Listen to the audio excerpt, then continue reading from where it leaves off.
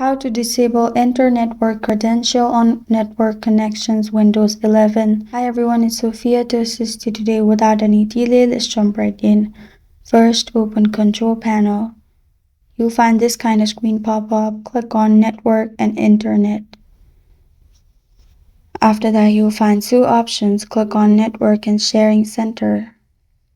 In here, you'll find all these options on the left side. Simply click on Change Advanced Sharing Settings. In here, expand All Networks, which is the last option. And in Password Protected Sharing, make sure there is black dot on Turn off Password Protected Sharing. After that, click on Save Changes and you're good to go.